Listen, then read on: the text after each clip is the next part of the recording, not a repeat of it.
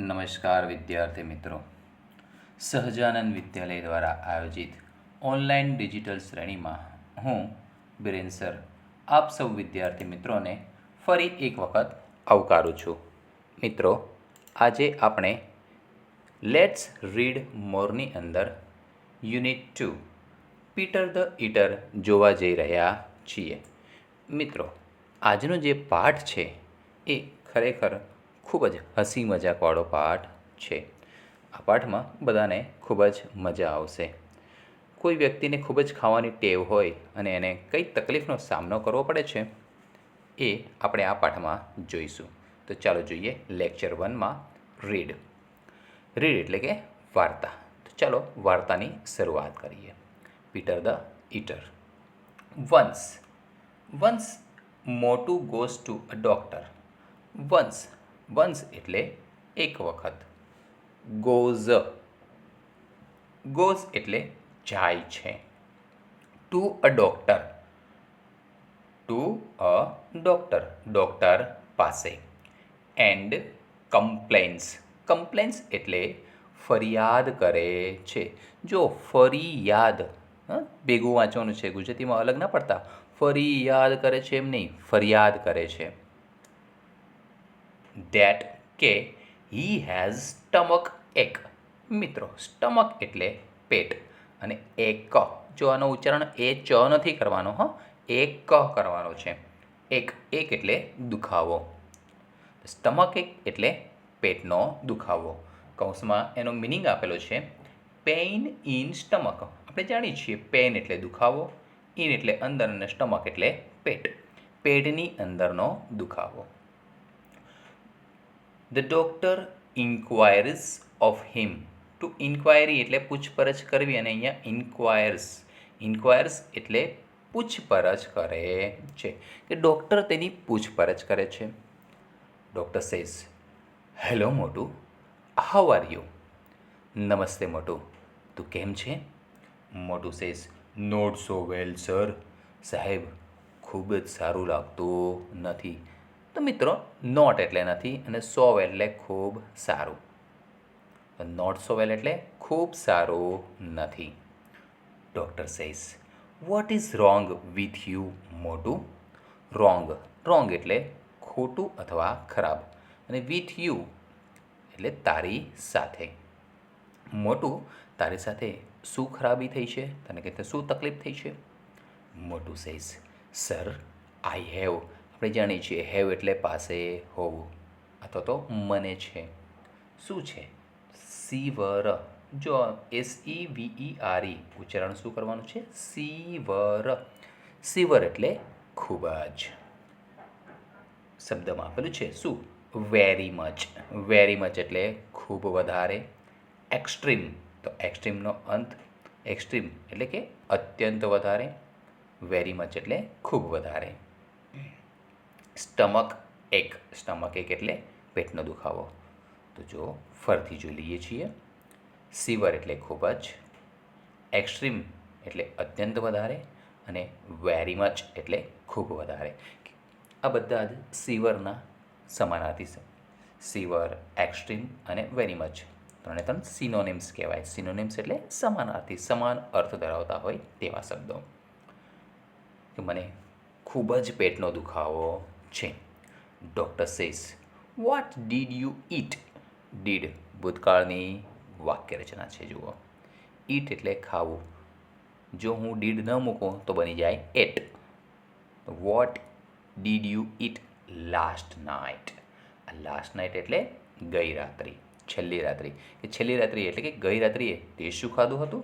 મોટું છે, સર, આઈ ટુક only 3 sandwiches. સાહેબ, આઈ ટુક મેં લીધી હતી. ટેકનું ભૂતકાળ ટુક. ટેક એટલે લેવું અને ટુક એટલે લીધું હતું. મેં લીધું હતું. ઓનલી 3 સેન્ડવિચીસ, માત્ર 3 સેન્ડવિચો. Doctor says, at what time? કયા સમયે? મોટું સેઝ, એટ 10 o'clock, 10 વાગે. જો ડૉક્ટરે પૂછ્યું હતું કે ગઈકાલે રાત્રે શું ખાધું? તેણે કહે છે 3 સેન્ડવિચ ખાધી હતી. ડૉક્ટરે પૂછ્યું કયા સમયે? તો કહે છે એટ 10 o'clock, રાત્રે મોડેથી ખાધું છે. આમ તો 9 વાગ્યા પછી બને એટલું હળવો ખોરાક લેવો જોઈએ અથવા તો લેવો જ ન જોઈએ. સાંજે સૂર્યાસ્ત પછી તમે જેટલું ઓછું ખાઓ એટલું તમારા પેટ માટે ફાયદાકારક છે. હા, સવારે વહેલા ઉઠીને ખાઈ શકો છો તમે. હા, કોઈ એમ કે સાહેબ મને 5 વાગે ભૂખ લાગી તો ખાઈ લેવાનું. 5 વાગે ખવાય, કેમ? પાછળ સૂર્યોદય આવે છે.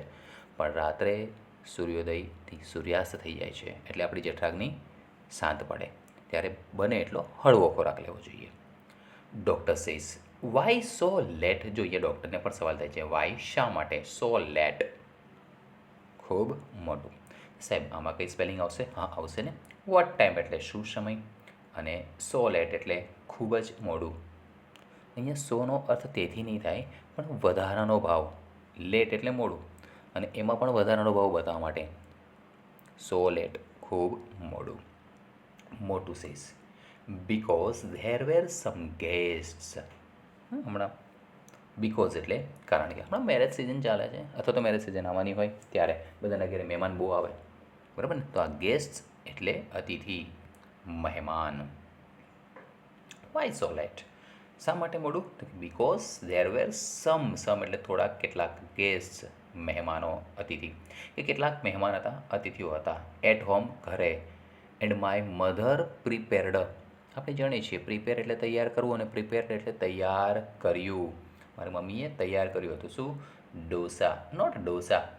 એનું ઉચ્ચારણ ભલે DOS સ્પેલિંગ ગમે તે હોય, પણ આપણે ઉચ્ચારણ ડોસા ભલે થતું હોય, પણ આપણે ગુજરાતી શું થશે? ઢોસા. ઉચ્ચારણ તમે ડોસા કરશો તો ચાલશે, પણ ગુજરાતી શું થશે? ઢોસા. ફર્સ્ટ એટલે પ્રથમ. ફોર ધેમ તેઓ માટે. ફોર એટલે માટે. મારી માતાએ પ્રથમ તેમના માટે ડોસા બનાવ્યા હતા. Did you it any dosa? Doctor કહે છે. અહીંયા ડૉક્ટર શબ્દ ઉડી ગયો છે, પ્રિન્ટ મિસ્ટેક છે, તમે જોઈ લેજો. ડીડ યુ ઇટ એની ડોસા? શું તમે કોઈ ડોસા ખાધા હતા? મોટું સેઝ, મોટું એ કહ્યું. અહીંયા મોટું શબ્દ પણ ગાયબ થઈ ગયું છે, print mistake. Sir, I don't like dosa. Do not like, ગમતો નથી. ન ગમ્યું પણ કહેવાય. ડોન્ટ લાઇક એટલે ન ગમ્યું, મને ગમતું નથી, અથવા તો મને ગમ્યું નહીં. શું? ડોસા. મને ડોસા ગમતા નથી. મચ એટલે વધારે. હમણાં આપણે જોઈએ સો. હવે અહીંયા સોની પાછળ કોઈ શબ્દ છે નહીં, એટલે અહીંયા સોનો અર્થ તેથી. આઈ ટુક, મેં લીધું. ઓનલી 2 ડોસા, માત્ર 2 ડોસા. બોલો, નથી ભાવતા તો એ 2 ખાઈ ગયો. Very good. Doctor says but પણ, ઇફનો અર્થ થાય જો. યુ ડોન્ટ લાઇક ડોસા, તને ડોસા ભાવતા નથી, અથવા તો તને ડોસા ગમતા નથી, એટલે કે ઢોસા તને ગમતા નથી. વાય, શા માટે? ડીડ યુ ઇટ, તે ખાધા. 2 ડોસા, તે 2 ડોસા કેમ ખાધા? શું કહે છે? સાહેબ મને વધારે નથી ગમતા. મચ એટલે વધારે, કે મને ડોસા વધારે ગમતા નથી, પણ મેં 2 ડોસા ખાઈ લીધા. ટૂક એટલે લીધા હતા. ઓનલી 2, માત્ર 2 જ. કે મને વધારે નથી ભાવતા એટલે મેં 2 જ લીધા હતા. એટલે ડૉક્ટરને સવાલ થયો, શું થાય છે? ઇફ, જો યુ ડોન્ટ લાઇક ડોસા, તને ડોસા ભાવતા નથી, ગમતા નથી. વાય ડીન્ટ યુ ઇટ 2 ડોસા, તો તે 2 ડોસા કેમ ખાધા? ભાવતા નથી તો માણસ થોડું ખાય, બટકું ખાય, અથવા કદાચ ભૂખ લાગી હોય તો એકાદ ખાય, પણ 2 કેમ થઈ ગયો? મોટું says sir, I did so. Did એટલે કર્યું, અને સો એટલે તેમ. બિકોઝ કારણ કે. આઈ હેડ ટેકન, જો પૂર્ણ વર્તમાનકાળની વાક્યરચના, પૂર્ણ ભૂતકાળની વાક્યરચના. આગળ હેવ લખ્યું હોત તો પૂર્ણ વર્તમાનકાળ, પણ અહીંયા હેડ છે એટલે પૂર્ણ ભૂતકાળની વાક્યરચના આવી. આઈ હેડ ટેકન. ટેકન એટલે લીધેલ.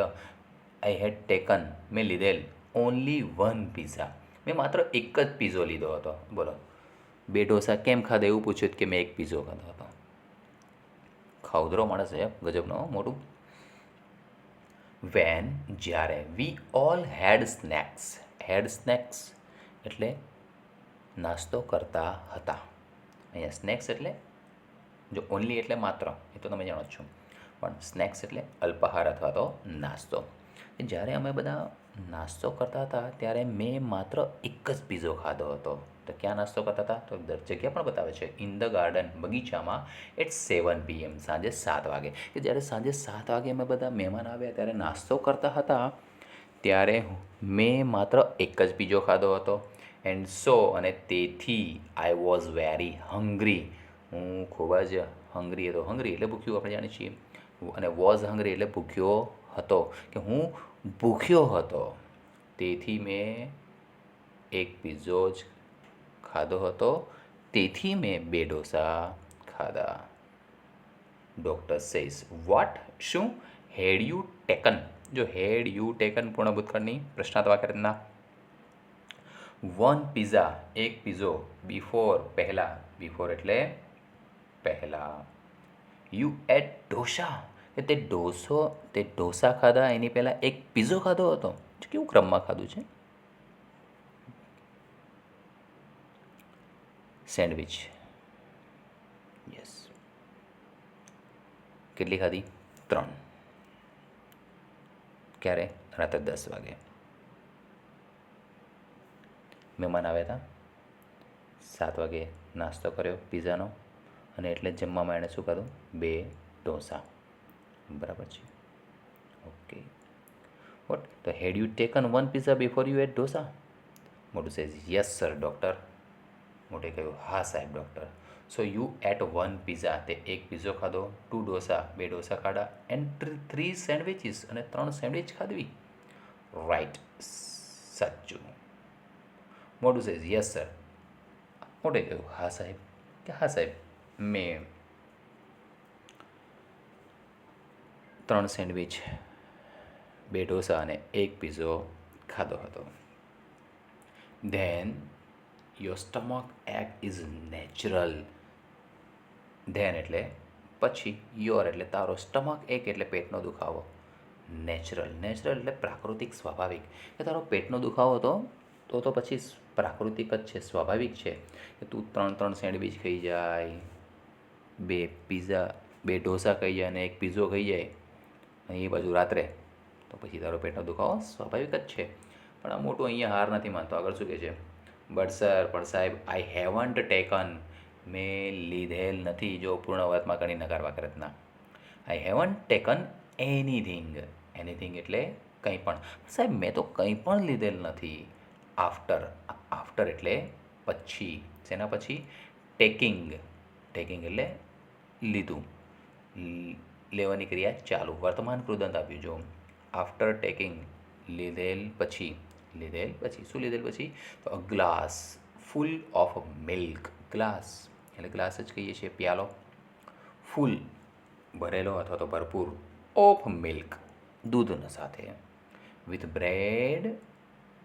બ્રેડ એટલે આપણે બ્રેડ જ બોલીએ છીએ, આમ તેને ડબલ રોટી કહેવાય. And butter. બટર એટલે માખણ. ધીસ મોર્નિંગ, આજે સવારે. બટર એટલે વિથ એટલે એની સાથે, કે મેં એક આખો ગ્લાસ ભરીને દૂધ લીધો ને એની સાથે મેં બ્રેડ અને માખણ ખાધા હતા. આજે સવારે મેં એક ગ્લાસ ભરીને દૂધ પીધું અને બ્રેડને માખણ જ ખાધા છે. સાહેબ મેં બીજું કશું લીધેલું નથી. Doctor says milk with bread and butter.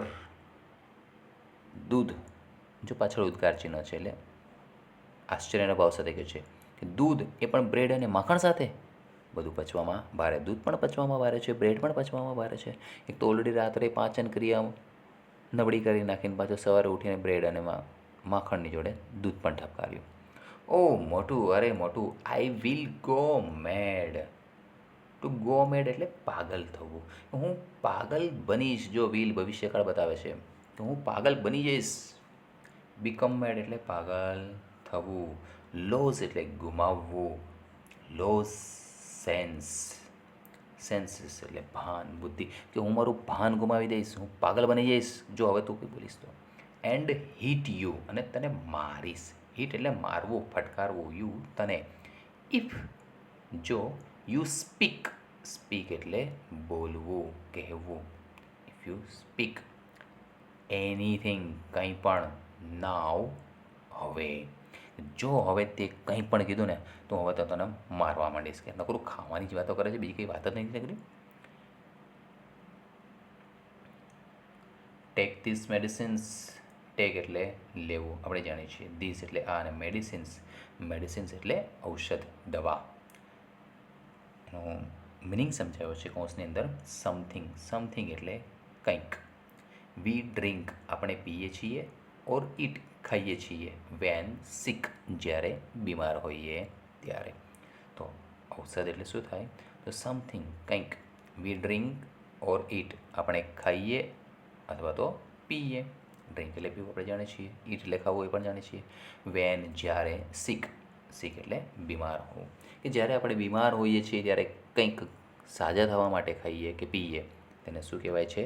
Medicine, ઔષધ કહેવાય છે. Take this medicine and go અવે. આ દવા લે અને અવે એટલે દૂર અને ગો એટલે જા, કે અહીંથી દૂર જા. આ દવા લે અને અહીંથી દૂર જા. ગો અવે એટલે દૂર જવું. મોટું સેઝ થેન્ક યુ સર, સાહેબ તમારો આભાર. શુડ, જો મિત્રો મોડલ આવી ગયું. ગયા લેક્ચરમાં આપણે ભણ્યા હતા ને એ જ. શુડ એટલે થવું જોઈએ, હોવું જોઈએ. શુડ આઈ ઇટ, મારે ખાવું જોઈએ. બોલો, હજી એ ખાવાની વાત. એનીથિંગ, કંઈ પણ. બિફોર, બિફોર એટલે આપણે જાણીએ છીએ પહેલાં. આઈ ટેક ધીસ મેડિસિન્સ, કે હું આ દવાઓ લઉં તે પહેલાં મારે કંઈક ખાવું જોઈએ. આપણે સાંભળ્યું હશે કે ડૉક્ટર ક્યારેક ક્યારેક કહેતા હોય ભૂખ્યા પેટે દવા લેવી જોઈએ નહીં. એટલે આ ભાઈને પાછો એ ટૉપિક યાદ આવી ગયો. એટલે કહે છે કે મારે આ દવા લઉં એની પહેલાં કંઈક ખાવું જોઈએ. બોલો, પેટમાં એક તો આટલી બધી ગડબડ ચાલે છે, પેટ દુખ્યા કરે છે, એટલું બધું ભરપેટ નાખી દીધું છે અને તો એ કહે છે મારે હજી કંઈક ખાવું જોઈએ. વિલ ઇટ બી, શું તે બની રહેશે? શું બને? હાર્મફુલ, હાર્મફુલ એટલે નુકસાનકારક. તો બી હાર્મફુલ, નુકસાનકારક બનવું. અને વિલ ભવિષ્યકાળ બતાવે છે. પ્રશ્નાર્થ વાક્ય રચના છે તો નુકસાનકારક બનશે. ઇફ, જો. આઈ ટેક, હું લઉં. ઇટ, તે. On a hungry stomach, hungry stomach એટલે ભૂખ્યું પેટ. જો હું તે ભૂખ્યા પેટે લઉં. બોલો, આટલું બધું દવીને આવે છે તો જેને પેટ ભૂખ્યું છે. તો વિલ ઇટ બી હાર્મફુલ, શું તે નુકસાનકારક રહેશે? ઇફ આઈ ટેક ઇટ, જો હું તેને લઉં. ઓન હંગ્રી સ્ટમક, ભૂખ્યા પેટે. ધ ડૉક્ટર લુક્સ એટ મોટુ એંગ્રીલી. ડૉક્ટર લુક્સ, લુક્સ એટલે જુએ છે. આમ તો લુક્સ એટલે દેખાય છે, પણ અહીંયા લુક્સ એટલે જુએ છે. એટ મોટું, મોટું તરફ. એંગ્રીલી, એંગ્રીલી એટલે ગુસ્સેથી. એન્ડ મોટું ક્વિકલી, ક્વિકલી એટલે ઝડપથી.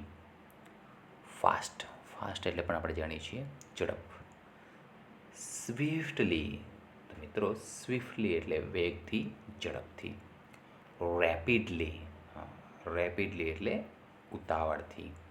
ગોઝ, ગોઝ એટલે જાય છે. ક્યાં જાય છે? Out of the room. Out એટલે બહાર. ઓફ ધ રૂમ એટલે ખંડની, અને ગોઝ આઉટ એટલે બહાર જાય છે. ઓફ ધ રૂમ, ખંડની. અને મોટું ઝડપથી ખંડની બહાર જતો રહે છે. તો છે ને રમૂજી પાઠ મિત્રો. આવતા લેક્ચરમાં આપણે આની એક્સરસાઇઝ જોઈશું. હોમવર્કની અંદર તમારે આ સ્પેલિંગો, તેના ઉચ્ચાર અને અર્થ લખી લેવાના છે. ઉચ્ચાર જો ન આવડતા હોય તો લખી લેવાના અને મોઢે કરી દેવાના છે.